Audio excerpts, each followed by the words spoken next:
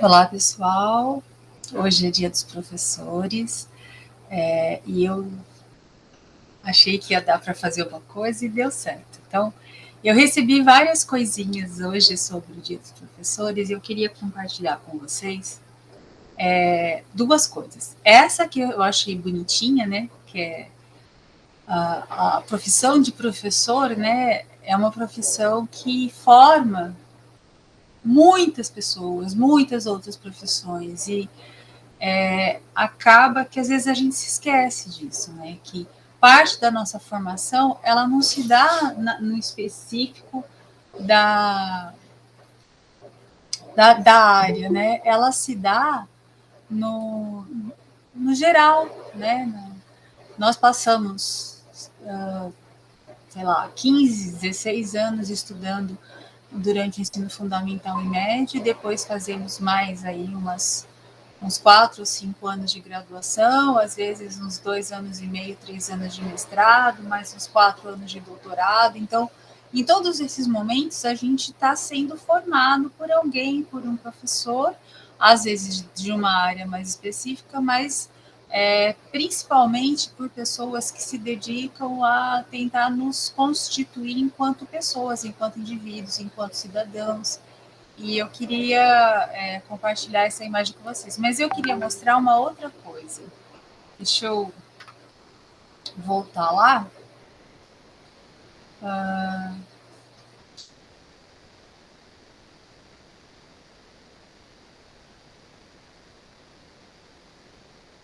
Que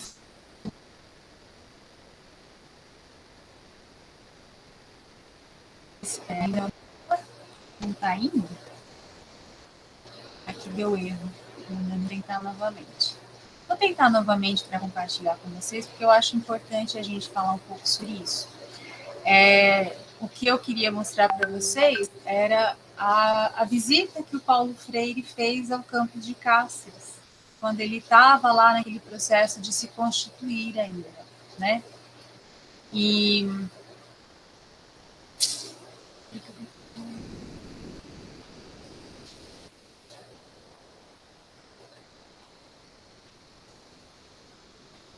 é esse aqui. Vou mostrar para vocês. Em 1994, estudantes, professores e funcionários, revoltados com as condições de trabalho na Unemat, em protesto, resolveram construir barracas de palha e lá tinham as suas aulas. A atitude teve repercussão no movimento nacional dos docentes das universidades brasileiras.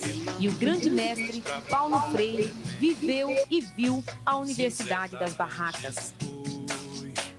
Olha, eu começaria, ao responder a sua pergunta, eu começaria dizendo que isto que eu estou vendo aqui, esse esforço dos estudantes, dos professores e professoras, dos funcionários, é um dos sinais muito concretos de que esse país está marchando, de que ninguém detém esse país.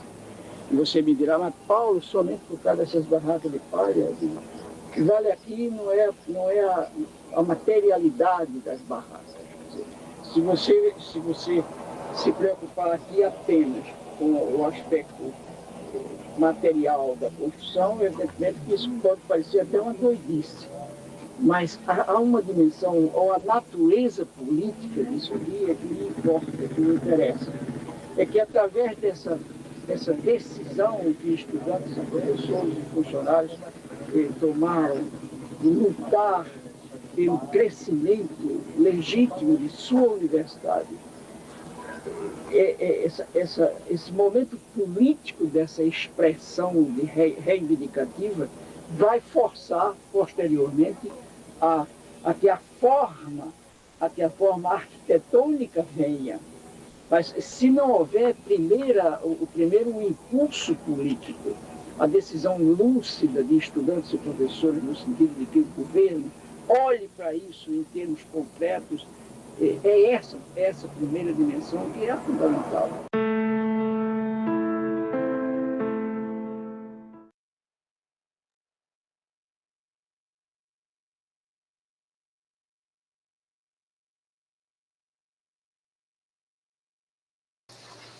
esqueci. Então, essa entrevista o Paulo Freire deu para a TV Tayamã, antiga, extinta TV Tayamã, que era uma TV que era da universidade. Quando eu cheguei aqui em 98, essa TV ainda existia, e a gente tinha, assim, né, alguns programas, algumas reportagens que eram realizadas pelo pessoal, principalmente é uma equipe pequenininha, né, mas da TV, e a gente, essa imagem, por exemplo, vocês viram que o microfone é um símbolo da universidade, porque é uma reportagem que está sendo feito um resgate agora pelo núcleo de imagem da universidade, né? E eles estão resgatando essas coisas que foram produzidas lá em 98, 99, acho que até 2004, 2005 a TV ainda existia, depois foi extinta, né? Esse projeto foi extinto. Da mesma maneira que a gente tinha, por exemplo, na universidade, um núcleo de línguas, né? E eram ofertados vários cursos. Eu cheguei a fazer curso de francês, curso de inglês, no laboratório de línguas aqui do campus de Cáceres, e depois esse laboratório também foi desativado. E eu estou chamando a atenção para vocês para essas coisas, porque, particularmente, isso tem a ver um pouco com um sentido que a gente dá para as nossas ações. Nós estamos aí discutindo, né, uma compreensão sobre a sociedade, mas mais que isso, como que a gente também se situa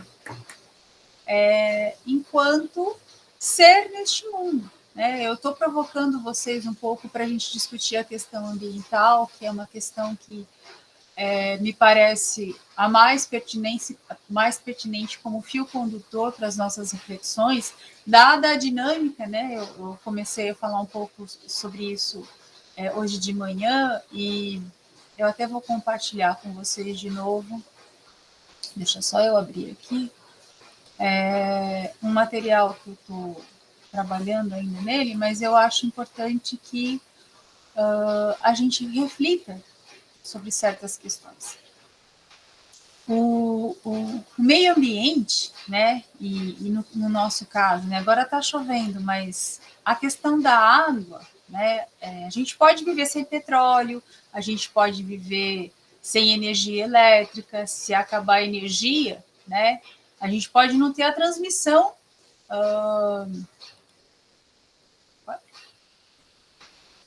da aula pela internet, né? Se a internet cai, a gente fica sem acesso, mas a gente continua vivo. Essa que é a questão. Se a gente não tiver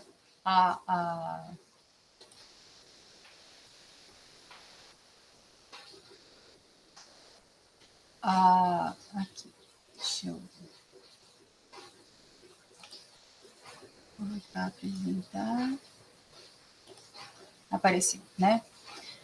Então, se a gente não tiver uma preocupação com esse regime jurídico dos recursos hídricos, né, e pensar que a nossa atuação como ser nesse mundo, ela interfere nas condições ambientais que estavam equilibradas e que permitiam que a vida existisse nesse planeta. E nós estamos sofrendo hoje com aquilo que está acontecendo mundialmente em termos de mudanças climáticas. Só não enxerga quem não quer, mas o problema é que não adianta você fazer de conta que isso não está existindo, porque a mudança climática ela vai acontecer você acreditando nela ou não. E essa é uma questão fundamental para que a gente comece a reavaliar as nossas crenças e os nossos valores, e principalmente como a gente está se inserindo nessa discussão. Eu trouxe para vocês também uma discussão que eu penso que seja importante, que eu comecei a falar um pouco hoje de manhã, que é pensar que a água é esse recurso natural que ele é da terra. E ele faz com que a gente se estabeleça, né, enquanto vida no planeta. Então, sem a água, não é possível haver a vida. Sem água, a gente não tem planta, a gente não tem ser humano, a gente não tem animais, a gente não tem nada. Então, quando a gente pensa nos recursos hídricos e a gente pensa que ele é essencial para a sobrevivência da vida no planeta, né, não é só do ser humano, ela é da vida no planeta. A gente tem que pensar que com esse processo de escassez hídrica, né, desse processo em que a gente está percebendo que o desequilíbrio causado pela ação humana está gerando processos de secas cada vez maiores e mais longas, né, e está fazendo os nossos rios secarem. Quem olha para os rios, para o Rio Paraguai aqui em Cáceres, é uma coisa desoladora, né? Você olhar para aquele fiozinho de água que já foi um rio caudaloso. E aí, a gente tem que compreender por que esse processo está acontecendo, né? Não é possível a gente ficar comprando qualquer explicação, porque relações complexas, né, elas exigem que a gente domine argumentos complexos. E isso exige um esforço da parte de nós que queremos compreender este processo e queremos nos inserir não mais como pessoas que são espectadoras, pacientes, mas nos inserir enquanto agentes de uma mudança que é necessária.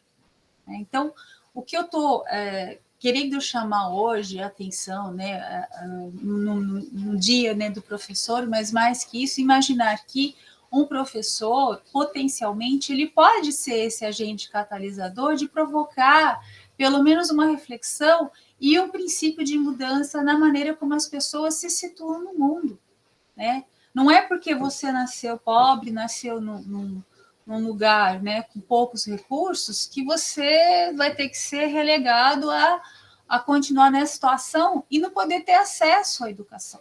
Né? A educação transforma as pessoas. Isso era uma coisa que o Paulo Freire acreditava, ele trabalhou a vida toda dele pensando que a educação pode sim transformar o mundo e pensando que é essa ação conjunta de pessoas que têm motivações comuns, que querem mudar, né, a realidade delas. Aquele exemplo lá que eu mostrei para vocês, que é uma reportagem de 94, no início, é a realidade da Unemat em 94.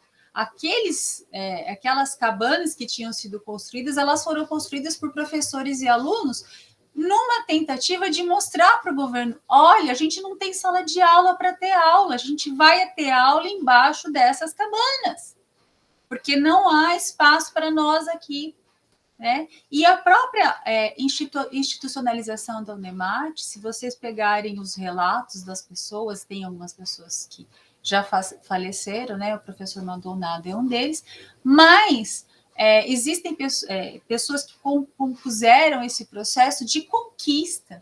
Né? A Universidade do Estado de Mato Grosso, ela não é uma coisa que foi dada pelo governo do Estado. Muito pelo contrário, o governo do Estado não queria a gente. O governo do Estado tentou se livrar da gente de várias formas, inclusive tentando federalizar a universidade. Só que, em função da luta desses grupos, né, e depois, conforme a gente foi chegando, né, eu sou do concurso de 98, a gente foi entrando nesse processo de criar estruturas e criar uma universidade que pudesse atender aquelas pessoas que não teriam acesso de outra forma.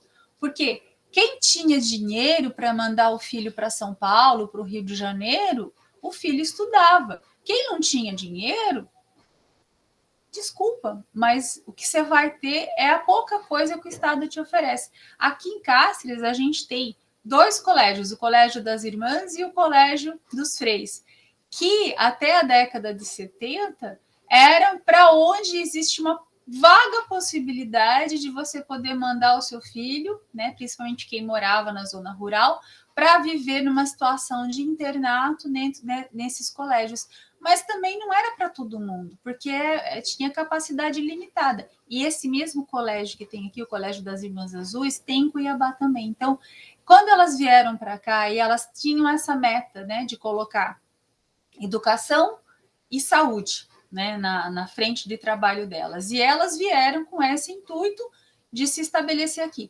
os freis, né, que vieram também e construíram o Colégio dos Freis, construíram o Hospital Bom Samaritano, construíram a APAI, eles fizeram grandes obras aqui durante esse período, né, nessa perspectiva de uma vocação, quase uma vocação, fazer saúde e educação no estado de Mato Grosso. Só que isso se limita, né, a ações que não atendem as pessoas, né, não atendem a todas as pessoas e não atendem a todas as pessoas que vivem nesse estado. E quando a Unemate se propõe, vamos estabelecer, né, o grupo de professores que se reuniu, vamos construir cursos superiores para tentar formar pessoas, e depois criou projetos muito interessantes para tentar pegar as pessoas que já estavam atuando como professores, e lembrem, tem muitos professores lá na década de 70, 80, que faziam concursos sem sequer ter graduação. Era só saber ler e escrever que as prefeituras acabavam contratando para lecionar. Eu conheci pessoas assim. Por quê? Porque a Unemate fez cursos específicos para essas pessoas poderem ter acesso a uma graduação. Então, eu cheguei a trabalhar no projeto Parceladas, que é esse projeto inovador, que procurava mostrar, né, que procurava levar a educação superior e mostrar outras coisas, além daquele cotidiano que elas conheciam, para que a gente pudesse estabelecer um diálogo formativo mais amplo, né? Para que a gente pudesse ensinar e aprender com elas, porque eram pessoas que tiveram que se fazer, que aprender fazendo também, né? Não vamos esquecer que a realidade que está posta como desafiadora nesses rincões ainda, que ainda existem aqui no Mato Grosso, são esses lugares que, quando chove muito, não passa nada, nem caminhão levando comida, levando combustível, nem nada, né?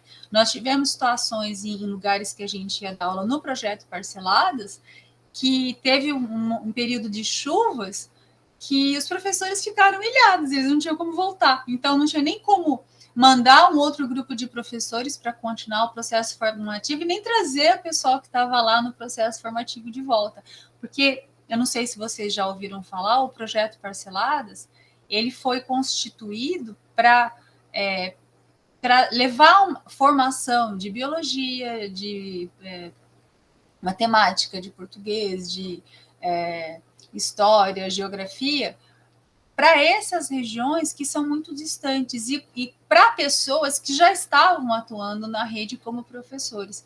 Então, foi possível a essas pessoas terem acesso a mais material, a mais leitura, a mais técnicas, né, de ensino-aprendizagem, e, por outro lado, debater com os professores que iam trabalhar lá como que elas faziam as coisas dentro das possibilidades que existiam lá.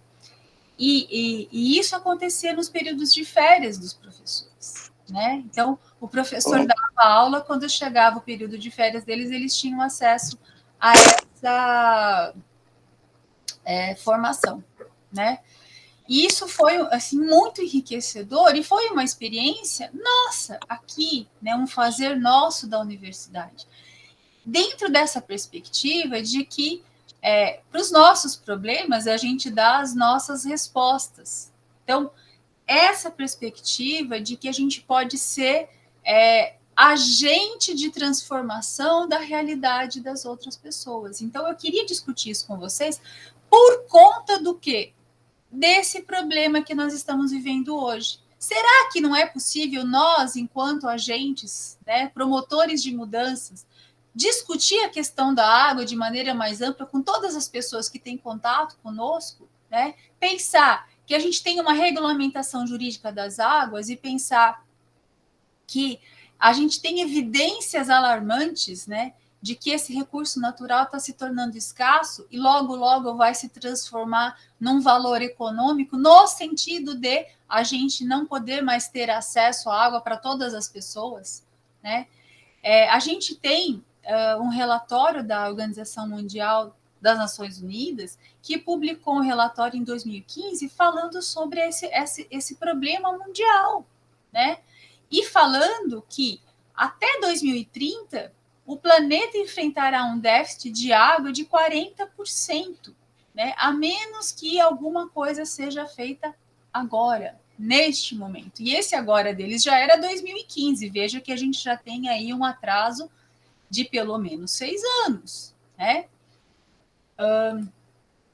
Uma outra coisa que eu quero mostrar para vocês, né, é que o Brasil, né, lá em 2015, quando foi feito esse relatório, a gente tinha de 12% a 16% do volume total de recursos hídricos do planeta. Né? E segundo os dados apresentados até aquele momento, a maior parte desse volume de água doce, né? Vamos lembrar o seguinte: tem muita água no planeta? Tem os oceanos, mas o problema é que os oceanos é água salgada, né? Água doce potável que a gente pode utilizar, que a gente pode regar nossas plantações, né? Está entre 12% a 16% localizado no Brasil. E em que lugar? No norte, na região norte. Quando a gente pensa em região norte, a gente tem que pensar na Amazônia, né? Que tem 5% da população, mas 73% dessa disponibilidade hídrica, né? E que os restantes 95% da população do nosso país dividia os 27% dos recursos hídricos, né? Vejam que naquele momento a gente ainda conseguia existir com pouca, né?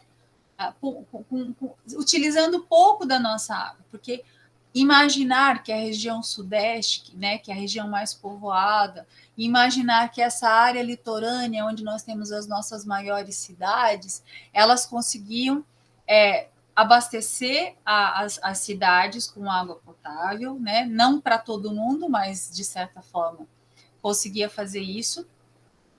Tinha que resolver o descarte, né, dos dejetos, do esgoto dessas cidades e a irrigação, né, das grandes plantações. E veja, quando a gente altera, né, a relação hídrica, a gente desequilibra a maneira como a água evapora, se precipita e tal, o que a gente vai perceber é que nós vamos ter, dentro do desequilíbrio, a impossibilidade ou a inviabilidade de plantações. A gente vai ter áreas que vão ser inundadas e muita chuva no mesmo lugar, né, por conta do desequilíbrio gerado pela mudança climática. Ao invés de ser benéfica, ela é ruim, porque ela vai gerar inundação, vai gerar deslizamento e vai gerar destruição não só das cidades e os alagamentos que acontecem, gerando todo aquele problema, né, sanitário posterior, porque não é só alagamento, não é só perder tudo, é perder tudo e depois ficar sujeito às doenças que vão aparecer ali. Né? A gente sabe que a gente tem problemas seríssimos, né, com urina de rato, por exemplo, que começa a contaminar as pessoas, leptospirose. Né? Então, a gente tem que olhar para esse problema e entender que vai gerando, né, entre as sociedades humanas uma série de consequências. E as plantações, durante a inundação, elas são totalmente destruídas. E, por outro lado, nos locais onde não chove o suficiente, a gente vai ter o quê? Não vai ter produção nenhuma. Né? A gente já teve aqui alguns períodos que a gente já visualizou isso, de plantações inteiras que não conseguiram se desenvolver adequadamente. E aí, o que acontece? Prejuízo para o produtor, mas mais que isso, né? Menos alimento na mesa das pessoas. Então, veja que o problema, né, da água é um problema seríssimo que a gente tem que enfrentar e entender que não adianta a gente ser reativo em relação às ações. A gente tem que ser proativo e entender de onde está vindo esse desequilíbrio climático. Não adianta eu falar assim, não, mas então quando chover a gente armazena a água que chover ainda em cisterna. Tudo bem, você pode até fazer isso, mas isso não resolve o problema. Isso é um paliativo. Né? Quando a gente olha para a região Nordeste, eu queria que vocês olhassem, eu até compartilhei com vocês um link de 3 falas, né? Eu quero que vocês assistam, de pessoas que fizeram o plano, que trabalharam nos planos estaduais, uma da região do semiárido, uma do Rio de Janeiro e uma que trabalhou no Rio Grande do Sul e no Espírito Santo, que são realidades muito diferentes umas das outras, né? E que a gente tem que entender que o problema da água passa por você entender de que lugar você está falando, né? E olhar, por exemplo, para a região semiárida é entender que lá eles já enfrentam a seca há muito tempo, né? Desde a época que a gente teve a primeira lei. Deixa eu ver se eu passo outro slide para vocês, né? Que foi o Estatuto Jurídico das Águas, né? E que depois a gente vai ter todo um histórico, né? Dessa legislação que passa por, a partir da década de 70, se colocar enquanto um problema a ser pensado pela humanidade. Porque até então, o que as pessoas entendiam? A água é um recurso renovável. Vocês não aprenderam isso na escola? Né? Que a água se renova, ela tem um ciclo da água, né? Chove, aí molha as plantas, aí vai para o lençol freático, aí o lençol freático depois forma nascente, que forma os rios e que depois evapora e depois, né, chove de novo. A gente entendia a água como um recurso renovável, só que ela não é. Né? Se a gente não tomar cuidado, a gente altera esse ciclo e aí não tem mais volta. Então, olhar para os nossos rios secando, olhar para as nossas nascentes secando, e eu estou falando de Mato Grosso. Né? A gente está passando por esse processo de transformação que, se a gente não fizer nada localmente, esse é o ponto. Né? A gente está num período em que se passaram 10 anos desde a implantação de uma proposta de planejamento, de utilização mais racional da água e de um cuidado com o recurso hídrico, de um cuidado com essa proteção ambiental que proteja esse ciclo das águas, né? Mas não foi feito absolutamente nada no processo de recuperação das áreas degradadas. Muito pelo contrário, a gente continua tendo a degradação dessas áreas, né? A gente olha para o fogo que está ardendo em cima das nossas matas e, né, para o desmatamento que está acontecendo na Amazônia, e a gente fica assistindo. E as pessoas que estão fazendo isso, elas são totalmente inconsequentes e estão sendo não sofrendo nenhum tipo de punição, nem imputação, nem nada, né? O dano ambiental está acontecendo e nós estamos vendo uma inércia do Estado no sentido de proteger o nosso bem, que é o ciclo que ainda está posto, né, que permite que os rios voadores, eu acho que eu já mandei também para vocês um vídeo sobre isso, né, possam acontecer e possam trazer água aqui para alimentar o sistema no Pantanal. Né? Se a gente imaginar que esse ciclo de escassez hídrica que nós estamos vivendo é reflexo do desmatamento. Né? É reflexo de um volume menor de evaporação da floresta amazônica que tá impactando nos outros ecossistemas, né? Porque não está havendo a evaporação necessária, o processo de respiração da floresta não está mais sendo suficiente, não só para captar carbono, mas como também para poder manter o equilíbrio dos ciclos que já existiam antes. Então, vejam, as nossas áreas de plantação, elas estão ameaçadas. Se os produtores rurais não se derem conta que isso vai se agravar se nada for feito, se a gente não recuperar essas áreas, né, se a gente não for eficiente no uso da tecnologia que já está disponível e que pode, né, ser utilizado e que pode modificar a nossa realidade. Então, esse tipo de coisa é que eu queria que a gente refletisse um pouco. Né, que desde de 66, a Organização das Nações Unidas, né, ela vem trabalhando em documentos, né, para tentar proteger a água, reconhecê-la como um bem jurídico, fazer pactos de direitos econômicos, sociais e culturais, né? O Brasil, você veja, de 66 a 92, vai ratificar esse pacto só em 92, porque as mudanças de concepção culturais e sociais, elas demoram, às vezes, para que os nossos dirigentes percebam e enxerguem qual é o problema que está posto, né?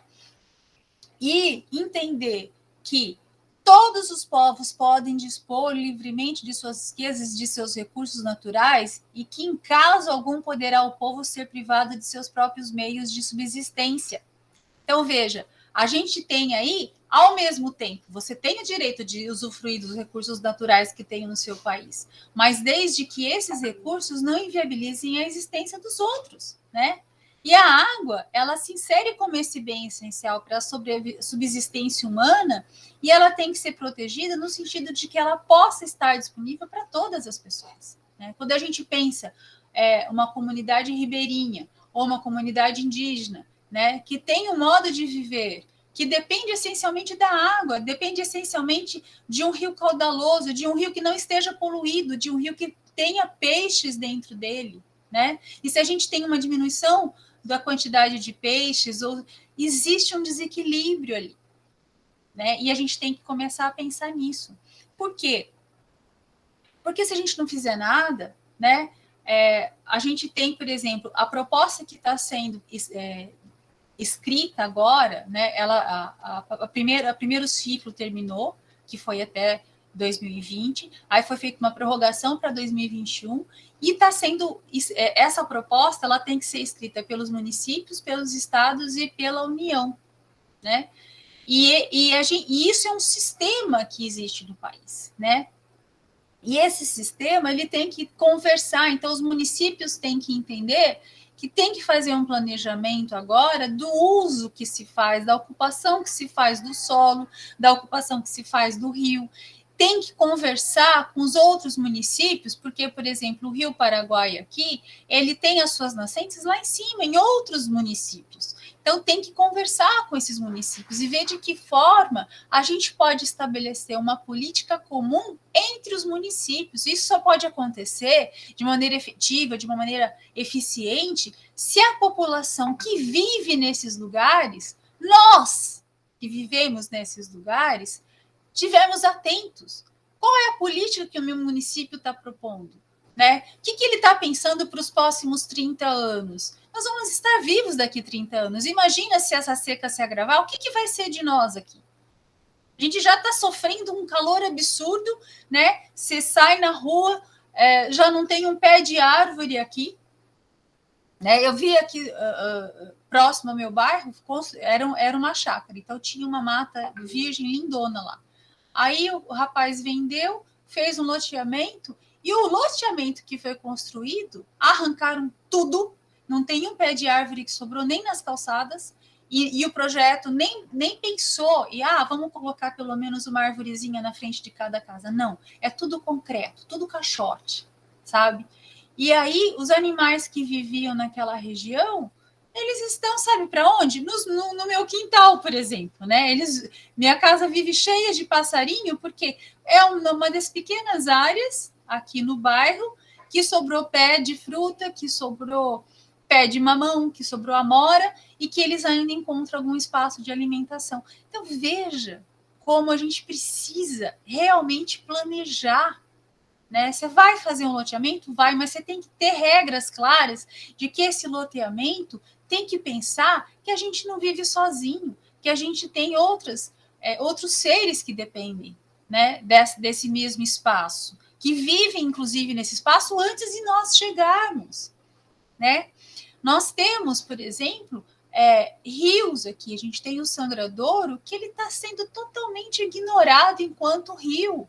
Né? E ele é um rio que não seca, né? Ele realmente... Por que ele chama Sangradouro? Porque quando a gente tinha lá atrás, né, as cheias do Rio Paraguai, era por onde a água do Rio Paraguai permeava e enchia esse riozinho. Mas esse riozinho, ele é um afluente, porque ele tem uma nascente, né? Ele tem uma nascente lá na Serra do Mangaval. E o que a gente percebe? Que não se está considerando nem as bordas desse riacho, né, que passa aqui perto da minha casa, inclusive, do ponto de vista de você fazer uma proteção das margens desse rio de 200 metros, que é a lei que já existe, né? Não estou inventando nada, não estou nem discutindo o plano municipal de ocupação do solo aqui, né? Mas eu queria que vocês começassem a se ligar nesse tipo de questão. E participar, e acompanhar, e entrar no site do seu município e pensar, opa, peraí, aqui, né, a gente deveria ter esse plano aqui de governança desse município, né, porque ele vai ter lá várias propostas. Em que medida essas propostas foram debatidas com a sociedade? Em que medida essas propostas elas atendem às necessidades das pessoas aqui, né? Outra questão, por exemplo, a coleta de lixo ou a gente começar a trabalhar com descarte de lixo reciclável, né? Então, começar a utilizar menos embalagens recicláveis e, se não for possível utilizar menos embalagens recicláveis, né, a gente começar a pensar que as embalagens que a gente descarta, elas são recicláveis. Então, se a gente separar elas dentro da nossa casa e incentivar e cobrar dos municípios que a coleta seja seletiva, que ela possa estabelecer cooperativas de reciclagem no município, Cáceres recentemente passou a ter um grupo de reciclagem, né? Então, hoje, a gente pode ligar para esse pessoal que é uma cooperativa de recicladores, né? E eles vêm buscar os materiais que eu separo. Então, eu faço vários saquinhos com várias coisas diferentes e aí eles levam lá para reciclagem. E veja, é uma ação que ela tem que ser coordenada pelo município.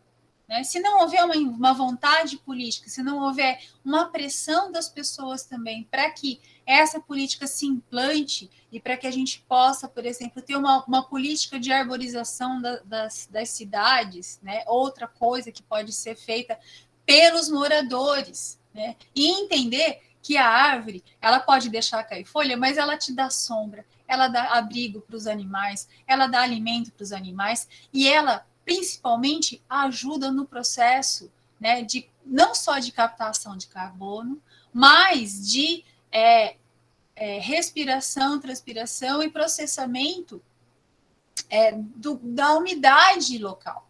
Então, lugares arborizados, vocês precisam só fazer um teste. Vai para um lugar arborizado, vê a temperatura. Vai para o centro da cidade, que não tem um pé de árvores, que você vai ver quanto lá é mais quente. Por quê? Porque a árvore, né, nesse espaço que a gente começa a compartilhar, ela só traz benefícios. Né? Ela pode, se você tiver uma área arborizada, diminuir em 2, 3 graus, assim, localmente ali, só por ela estar existindo ali. E ela pode contribuir para que a gente possa recuperar essa vegetação que faz com que a gente busque o reequilíbrio das coisas, mesmo que a gente já esteja numa área urbanizada. Eu queria ouvir vocês. Quem gostaria de falar?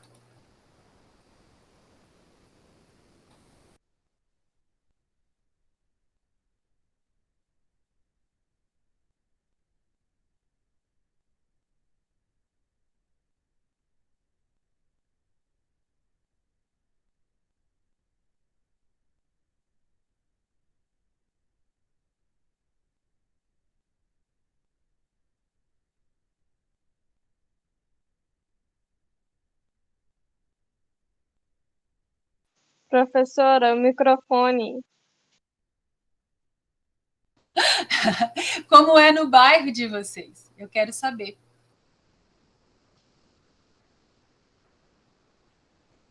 Fala, Kedma, como é? Como é que essas questões se colocam para você? Sobre a questão das árvores, essas coisas assim. Bom, aqui onde eu moro, como é um lugar pequeno, até que tem bastante árvore, bastante sombra. Aqui na frente da minha casa mesmo, tem um pé bem grande de árvore. Quase toda casa tem uma árvore no quintal. E eu acho que isso ajuda, às vezes, na temperatura aqui do ambiente. Lá na casa da minha avó, tem muita, muita planta. E quando eu saio aqui da minha casa e vou para lá, que é aqui dentro da cidade mesmo, eu sinto essa diferença na temperatura. Hoje mesmo eu fui para lá e percebi. Aqui estava muito, muito calor. Lá já estava bem melhor. E eu acho que as pessoas têm que saber a necessidade que isso tem, que existe. Porque, querendo ou não, a gente não está cuidando simplesmente do agora, mas também do futuro. Muitas pessoas, elas pensam muito em um futuro muito, vamos dizer, tecnológico e esquece do que realmente importa, que é a natureza, os animais, porque que graça tem vivermos em muita tecnologia e não temos um espaço verde, vamos dizer, dentro de uma cidade?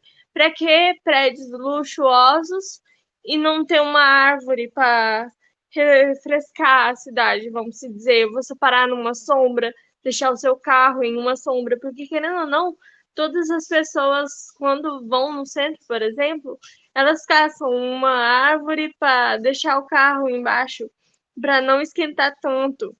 E mas mesmo assim, algumas dessas mesmas pessoas arrancam quando vê uma e tá ao alcance delas, elas tiram essas árvores.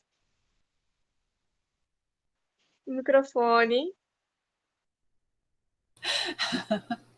É exatamente isso. Nossa, aqui tá quente. Apesar de ter chovido, acabou de cair de novo um aguaceiro aqui. Não sei se vocês ouviram. Mas agora deu uma parada e voltou a ficar quente. Queria ouvir mais. Quem mais gostaria de falar? Diga. O que eu assim percebo que os governantes aqui de Cáceres, eles não têm esse intuito de assim preservar, de fazer leis, de fazer, porque a cidade, ela é uma cidade assim turística, mas o que eu percebo que os governadores, os as vereadores, eles não visam esse foco do meio ambiente. E Cáceres é uma cidade, via de regra, turística. E, infelizmente, não está tendo o foco que assim deveria ter. Exatamente. E veja, ela quer o título de ser uma cidade que cuida do meio ambiente, mas ela não está cuidando, né? Eu digo assim, eu vejo pela Avenida 7 de Setembro, né? Não sei se vocês repararam, mas foram cortadas várias árvores ali. Verdade. Né? Tinha um monte de árvore. Gente, era um lugar lindo. Ali no Colégio dos Freios, na lateral, eram árvores que estavam na rua, né? Naquele espaço que deveria ser da calçada. E eles simplesmente passaram a serra e tudo, num dia só, sabe? E na época eu lembro que eu até fiz um protesto e os meus filhos estudavam lá na época, né? Isso já faz um tempinho. E aí, mas por que você tá. Aí o Frei foi lá, já estava passando por esse processo de troca, né? Dos freizinhos que envelheceram para os salesianos, né? E aí ele falou: não, depois a gente planta outra. Eu falei: o quê? Você sabe quanto tempo demora para crescer tempo, uma né, árvore? professora? E não plantaram coisa Com certeza poderá até mais assim velha que ele, né? A árvore lá. Sim, elas eram mais antigas. E algumas delas foram plantadas quando os freis chegaram aqui em 70. Então elas não só elas eram árvores frondosas, né, importantes para o ecossistema, para o equilíbrio, né, a partir de tudo que eu falei, mas também elas tinham um elemento histórico ali, né? Elas foram plantadas por eles, elas foram cuidadas por eles durante, né, a permanência deles todos aqui, né? E aí me entristece perceber que existe essa perspectiva que entende que cidade organizada é cidade sem vegetação. Cidade limpa é cidade sem vegetação, porque tem muitas folhas para serem varridas. Eu lembro que eu tinha uma vizinha, né? Eu tinha uma árvore, era uma linda pé de acerola, né? Um pé de acerola, E enorme, enorme, né? Numa casa que eu aluguei, mas assim, o jardim era belíssimo. Depois eu plantei mais umas coisinhas, né? E ela reclamava muito que ventava e as folhas iam para a casa dela, né? Mas ao mesmo tempo ela adorava colocar o carro dela na sombra das minhas árvores, sabe? Aí, ó, Bem isso viu? que a Kedma falou. E eu me lembro que. Mas o pé de árvore ficava dentro da casa, então ela não poderia sequer reclamar nada, né? Porque a árvore era da propriedade privada. Quando eu me mudei, a primeira coisa que aconteceu foram eles cortarem todas as árvores. Eu acho que da vegetação inicial daquela casa, porque a casa ainda existe, né? Só sobrou o meu pé de coco.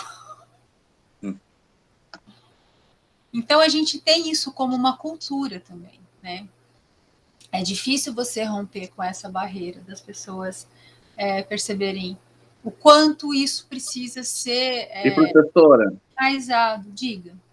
o que deve ser feito, então, para que esse processo se inverta? Será que é educar as crianças? Eu acho que a gente pode educar todo mundo, na verdade, né? Eu falo que quando o meio ambiente se tornar conversa de bar, a gente já está num bom começo, né? Quando a gente conseguir reunir a família e conseguir falar sobre questões do meio ambiente, falar, escuta, o que você está fazendo a respeito do meio ambiente? Né? Você plantou dizem, né, que para a pessoa poder existir numa vida, ela tem que ter um filho, escrever um livro, plantar uma árvore. E eu acho que se plantar a árvore já está de bom tamanho, não precisa das outras coisas, não, sabe? Porque essa perspectiva é mais ou menos assim, né? Eles fazem um cálculo de que cada indivíduo precisa, acho que, de 5 a 10 árvores para poder aquele processo de respiração que a gente expira carbono, né? Ele poder ser reabsorvido pelas plantas. Então, ele precisa de pelo menos 10 árvores para que no nosso processo de respiração, esse processo possa ser revertido pelas plantas. E só quem faz isso são as plantas que fazem fotossíntese. E se você tem cada vez menos vegetação e cada vez mais produção de gás carbônico, né, porque o problema não é só a gente ter a queima do combustível, né, porque o uso do petróleo como combustível para várias coisas que nós usamos hoje em dia, né? E isso é um fator muito importante da gente considerar, libera muito carbono. E aí você tem esse processo de captação do carbono pela vegetação. Mas, além disso, né, a gente tem os processos de respiração. Então, uma grande boiada, né, num pasto sem árvore também produz muito carbono durante o processo de respiração. Também consome muita água.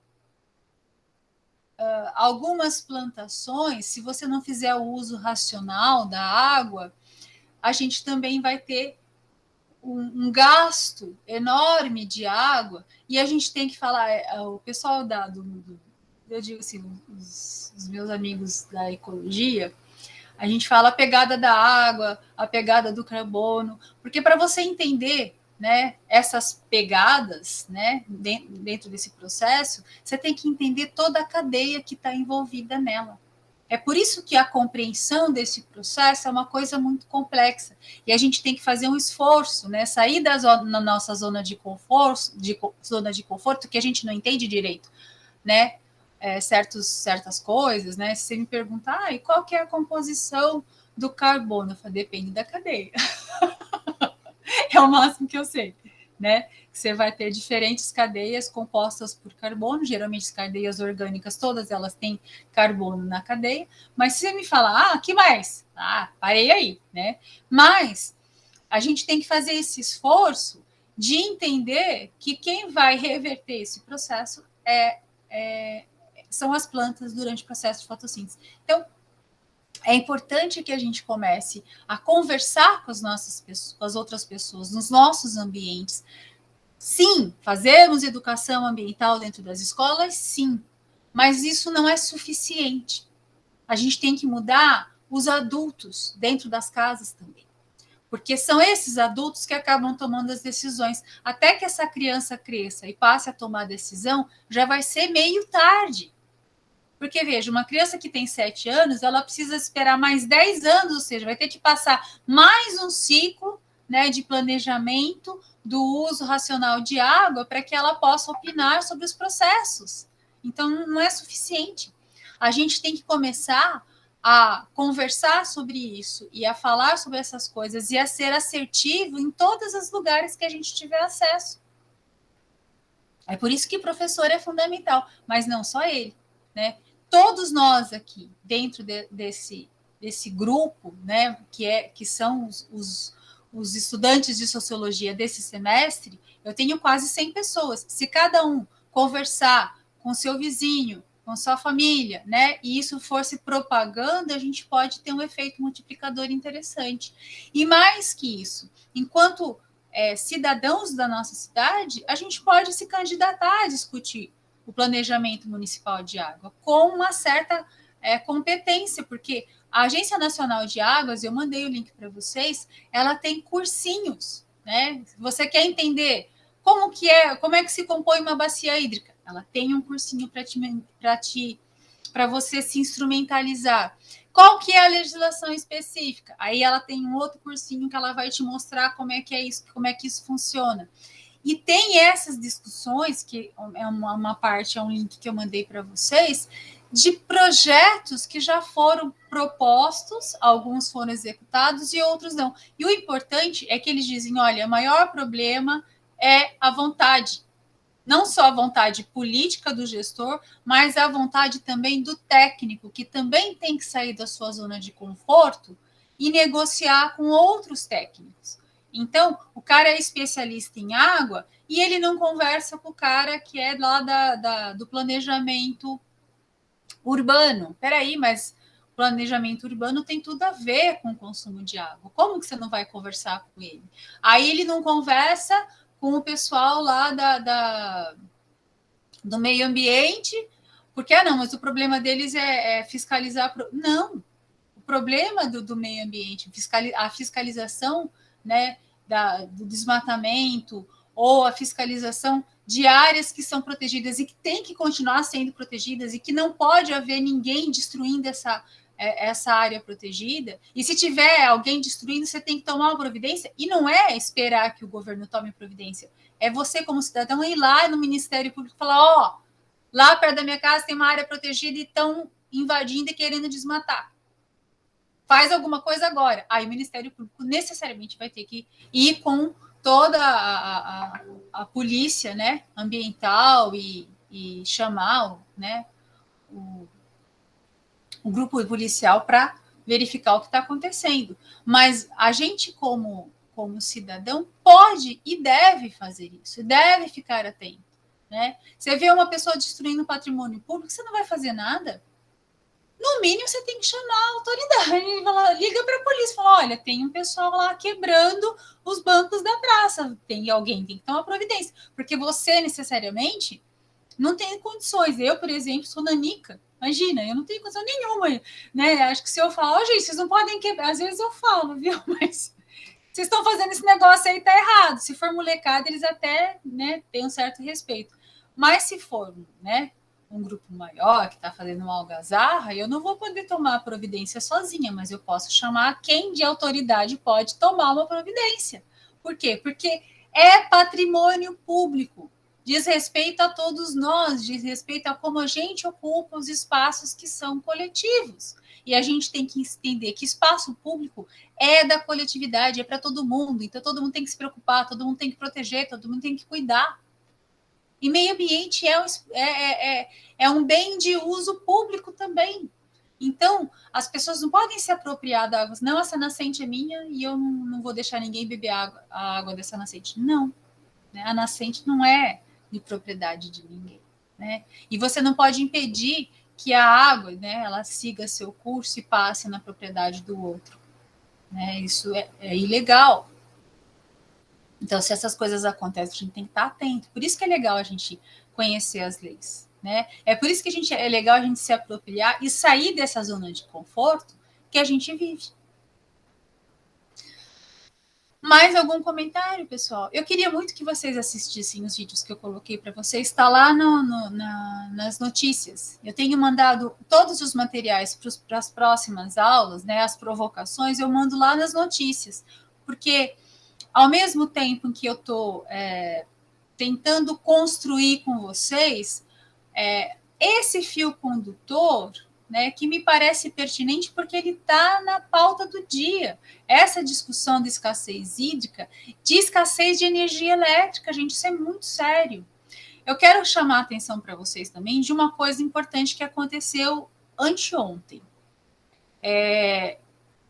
Tem que se pensar, eu falei para vocês, você tem uma atitude reativa, né, que é quando o problema já está instalado, e aí o que você vai fazer para ser paliativo ou minimizar aquilo lá, ou você previne, certo? Então, nós temos uma crise energética aí por conta da gente ter um sistema pautado na produção de energia elétrica, que, por sua vez, depende da caudalosidade dos nossos rios. Como a gente está passando por uma escassez hídrica, a gente está tendo crise de produção de energia.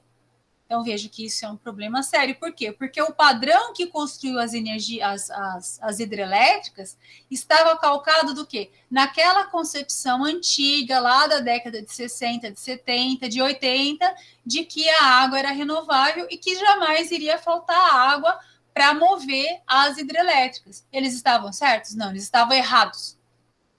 Porque falta se você não proteger esses mananciais, se você não proteger as bacias hidrográficas.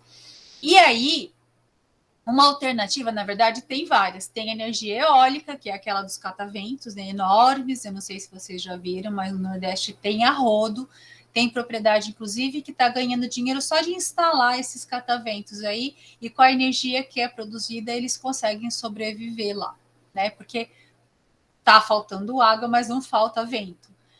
É até engraçado quando eu penso na fala da Dilma, né? Vamos estocar vento, né? Se você entender que a lógica que ela estava na cabeça dela talvez fosse essa possibilidade de que lá venta muito e lá há esse potencial de geração de energia eólica, né? E que existiam projetos governamentais incentivando a instalação desses cataventos lá, a gente vai entender um pouco essa lógica desastrada aí de dizer vou estocar vento. Mas, por outro lado, existe a possibilidade que dá para fazer aqui no Mato Grosso, que são a energia solar. Você pode instalar placas solares, né?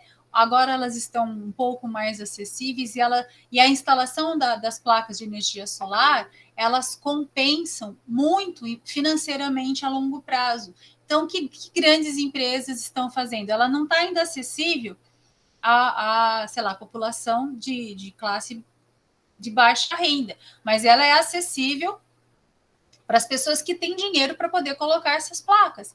E o que acontece? Se nas residências, né, tiverem as placas, você tem uma produção de energia extra, que é da captação e essa energia ela vai para a rede. Então você desonera a rede. Quem produz a própria energia, a partir dessa ideia, né, de que cada casa produz a energia que consome, você vai liberando energia para que ela possa servir outras pessoas que ainda não têm as placas, né? E o que o governo do Mato Grosso tem feito? Tem cobrado imposto, ICMS, gente, de placa de energia que a pessoa comprou, pagou, instalou na casa dela para produzir energia para si mesmo. Só que como ela joga para a rede, e a rede dá um crédito, né? A Energisa dá um crédito, e aí faz esse abatimento do consumo que você iria usar da rede. Você produziu, então zera a conta. Só que aí não zera, porque você tem a taxa de iluminação pública, ok. Mas você também tem o imposto que está sendo cobrado pelo governo do estado de uma energia que você produziu para você. Olha que incongruência. E o Blairo Maggi ganhou na justiça, né, um parecer, e várias outras pessoas que já entraram com liminares, ganhando na justiça a suspensão dessa cobrança de ICMS, que é um absurdo, né? E já tem um repetitivo ali, né? judicial, quer dizer, já existem várias decisões nesse mesmo sentido e talvez saia aí futuramente, né, daqui um pouco, uma súmula que seja vinculante e que estabeleça que o governo não vai poder cobrar essa taxa. Só que eles têm cobrado. Inclusive, tem uma lei que foi feita pelo Legislativo no Mato Grosso que diz que a taxa não pode ser cobrada e ainda assim eles estão desrespeitando e estão cobrando essa taxa, né, esse imposto. Na verdade, imposto, não é taxa, é imposto. E aí, o governador disse que ele ia recorrer, né? Agora, veja, ao invés dele apoiar ações, né? Apoiar, não, que bacana, vocês estão dando uma alternativa, né? Que não depende do governo, é a sociedade civil que está percebendo que pode gerar alternativas de produção de energia elétrica, independentemente do Estado estar envolvido nessa produção, né? Ao invés dele incentivar isso e de repente pensar um programa, né, que você possa financiar, inclusive para as classes de baixa renda, que elas também possam ter placas solares nas suas casas, não, ele vai lá e cobra imposto. Então percebam aí que o gestor às vezes tem uma cabecinha de minhoca, né? Que às vezes ele não enxerga aquilo que está na frente dele. Gente, vamos incentivar a galera a colocar placa solar, porque isso vai desonerar o consumo de energia elétrica, vai liberar para outros investimentos de energia elétrica, e ele nem tem que botar um centavo do bolso, porque cada empresa dessas está fazendo do próprio bolso, está botando as placas solares com recursos próprios. Ninguém aí está pedindo dinheiro para o governo. O governo até agora não botou um centavo nas placas que estão sendo colocadas nas residências. Só que uma conta de energia elétrica dentro dessa faixa que a gente está aí, né, de escassez hídrica, né, em alguns lugares ela vai para 700, 800 reais a conta por mês, né? E dependendo do lugar, por exemplo, uma clínica veterinária, eu sei porque o dono da clínica fez uma palestra no Sebrae para a gente, ele tinha uma conta de 5 mil reais, isso há 2, 3 anos atrás, porque ele consumia muita energia elétrica. Ele tinha vários aparelhos, ele tinha, né, o ar-condicionado e tal. E veja, ele colocou as placas solares, foi o primeiro empresário que colocou placa solar aqui em Cáceres. E ele conseguiu zerar a conta da clínica. Então, por mês, ele parou de gastar 5 mil reais com energia elétrica. Então, esse investimento que ele fez nas placas, ele se paga até por conta de não pagar mais a energia elétrica. E ele ficou só com aquela taxinha de iluminação pública que continua sendo cobrada na conta dele. Mas veja que é uma questão econômica que foi posta para o empresário, mas cuja solução foi encontrada dentro da própria tecnologia, né? E sem o apoio. E aí, muito pelo contrário, né? É um desserviço que o governador está fazendo de tentar desestimular por conta dessa cobrança da produção da energia a partir das placas solares. Mais algum comentário, alguma coisa que vocês queiram conversar? Hoje eu falei de várias coisas diferentes, né? Meu filho fala que eu gosto de contar histórias. Pessoal, alguma dúvida? Algum comentário? Eu tinha feito uma provocação para vocês falarem um pouco de como é que essa perspectiva se coloca para vocês, né? Que tipo de inserção vocês conseguem enxergar dentro dos locais onde vocês estão inseridos, né? Se dá para discutir isso ou não. Pessoal?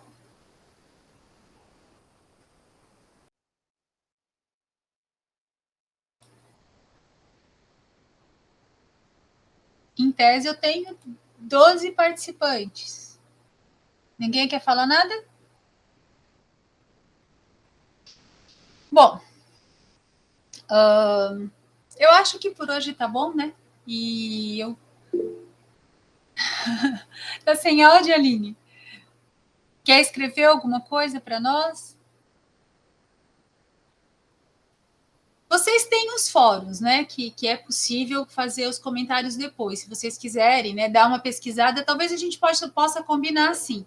Vocês deem uma pesquisada na cidade de vocês, né? E que escrevam lá no fórum o que vocês encontraram. Tem legislação? Não tem? Tem plano municipal? Não tem? Né?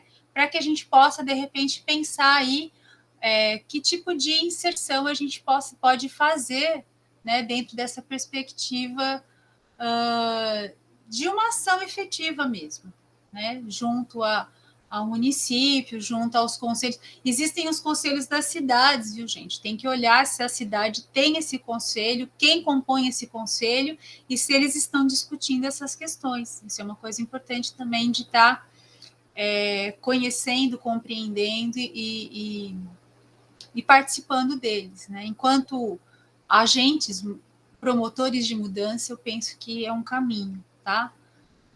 Para a gente parar de só reclamar da vida, só reclamar, ai, não tem água na minha torneira, ai, não tem água para lavar louça, ai, não tem água para tomar banho. Poxa, e o que você fez para que essa situação pare de acontecer? Essa é a pergunta. Qual a solução que você daria para esse problema? Onde a gente pode intervir para que a gente possa resolver essa questão? Não construir paliativos, tá bem? Bom, por hoje é só. Eu mandei para vocês, amanhã à tarde vai ter mais uma fala do grupo, né, de economia solidária, e a gente está tendo, todo sábado à tarde, tem uma palestra são 2 debatedores, e amanhã vai ser sobre neocolonialidade, e eu acho importantíssimo, quem puder participar ao vivo e puder acompanhar, fazer perguntas, vai ser show de bola. Mas eu vou deixar o link, né? É possível você assistir depois a gravação também, não é uma coisa assim, ai, queria muito assistir, mas não vai dar porque eu estou trabalhando, porque eu estou fazendo outra coisa. Não tem importância. Quem puder assistir, fica o convite para assistir, né? Para participar, eu vou estar lá também, né? E a gente possa dialogar sobre isso. E aproveitar os convidados, o que é legal, né? A semana passada teve uma apresentação maravilhosa que eu recomendo que vocês assistam. Eu participei ao vivo, mas é possível assistir a fala depois, né? Aquele de agroecologia também que eu mandei para vocês. Quem tiver interesse em ter certificado, não sei se vocês já estão preocupados com isso, né? Vocês têm um número de horas de atividades complementares que vocês têm que ir fazendo ao longo do curso de vocês. Então, esses eventos que eu estou falando para vocês, tanto da agroecologia, que foi a semana passada, quanto esse da economia solidária, eles estão gravados e você pode se inscrever e assistir e receber o certificado de participação no evento, tá bem? Esses que eu falei da Ana, que também tem certificado, quem quiser participar, se inscrever direitinho e fazer como atividade complementar também é legal, tá? Bom, por hoje acho que é só, e até amanhã, então, às 4h, tá, gente? Para participar desse, tá?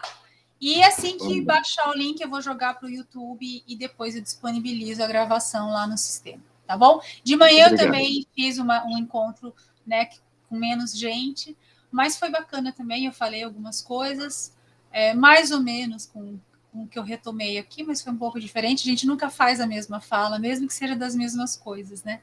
Eu também vou postar mais tarde para vocês. Combinados? Ok. E qualquer dúvida, qualquer problema, tal, me manda e-mail, manda no WhatsApp, o que vocês acharem mais produtivo. O telefone do WhatsApp também é meu telefone. Então, quem quiser ligar e falar, enfim, né? É a critério aí. E lembrando que as nossas avaliações, elas vão acontecendo ao longo do curso. Então, participar das atividades ao vivo é legal para vocês dialogarem comigo, mas mais que isso é assistir. Lembrem que eu tenho acesso, eu sei quem acessou o sistema, eu sei quem viu os vídeos, Tem tudo registradinho, bonitinho lá no Siga. E façam seus comentários no fórum, porque o comentário no fórum vai compor o portfólio que eu vou estar analisando depois para uma das notas. Então, vocês têm todo o tempo do mundo para assistir os vídeos, para pesquisar aquilo que vocês não tiverem muito conhecimento e para poder fazer uma reflexão dentro dos fóruns de uma maneira mais aprofundada, né? Não precisa ser um comentário muito grande, mas desde que seja uma reflexão que realmente faça sentido para vocês, tá? Depois a gente vai ter o questionário que eu vou abrir mais tarde, na hora que chegar lá para o final de outubro, comecinho de novembro, eu vou deixar o questionário também aberto, que são questões objetivas, e vai compor a segunda nota. E relembrando que a gente vai ter uma autoavaliação depois, que aí são questões que vocês vão poder responder também com um certo prazo, mas é mais para o final do curso, quando a gente já estiver terminando a disciplina. Tá bom? Boa noite, obrigado pelos moicanos que estão aqui ao vivo, né? Em plena sexta-feira, às 8h22. Gente, muito obrigada e até a próxima aula, tá bom? Eu vou mandando para vocês no grupo de WhatsApp, tá? Tudo bem, boa noite. Boa noite. Boa noite. Professora? Diga.